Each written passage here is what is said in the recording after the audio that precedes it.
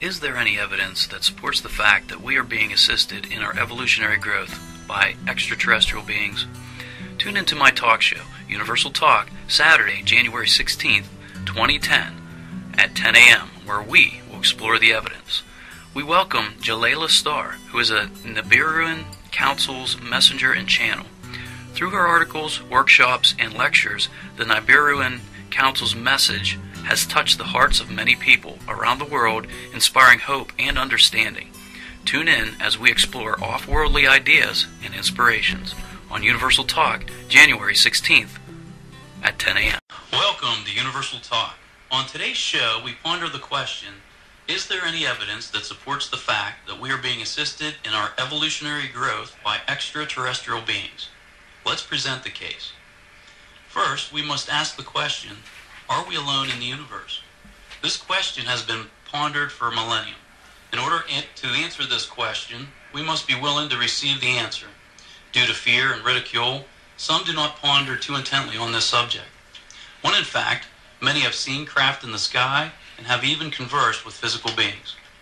What if we were not alone?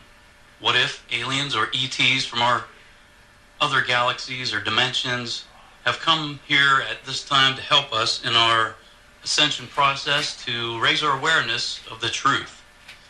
What if we were actually being assisted by those who have come before us or those with a higher awareness? In a moment, we will have Jelailah Starr on the show.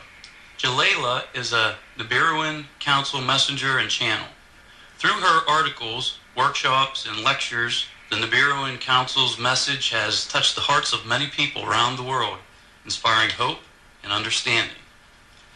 We will be getting her on the show momentarily. So, Nibiruan Council's messenger and channel. Okay, we got you on the line now. Okay. So, tell us a little bit about yourself.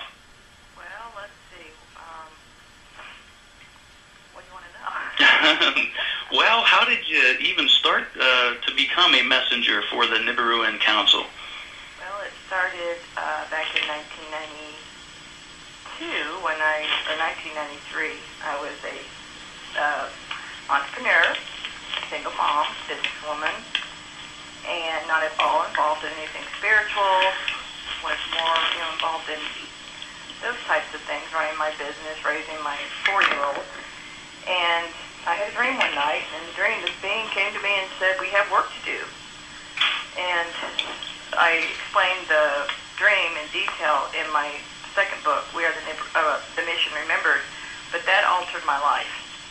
And at that time, my business was going great, but my personal life had just kind of like someone pulled the rug out from under me. A lot of personal things happened, very devastating to me, and at that point I was kind of brought to my knees emotionally, which was perfect because I probably would never have listened or been willing to pursue anything regarding that dream had I not felt like, well, maybe there might be some answers here. Right. That's how I got started. Wow. Okay, so the big question is, in your experience, are we alone, and are there UFOs? Oh, I don't believe that we're alone at all. Okay. I think we have many beings around us, many groups around us, and UFOs, well, that's an unidentified flying object. Right. I think there's a lot of flying objects that are identifiable if we opened our mind to the idea. But yeah, I believe that they're there.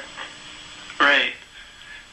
So have you had like physical contact, or is it more of like channeled information? It's been telepathic all along. Okay.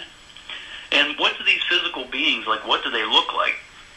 Well, the Nibiruans are many different species. They're like you can imagine walking into a UN, but not everybody's human. It's like walking into a zoo. Uh-huh. The beings are sentient, including the human. They are one of many. They're multiracial, multispecial. That's a word. Mm-hmm. And they come from all over. Wow. So a lot of the things that you see either on Star Trek or Star Wars, I mean, is it a similar thing? Amazingly so. Yes. Yeah, that's the first thing I think of whenever I hear things like this. Is like, boy, that Gene Roddenberry was a visionary, and he must have either saw this actually or had some kind of experience to have the detail in what they presented.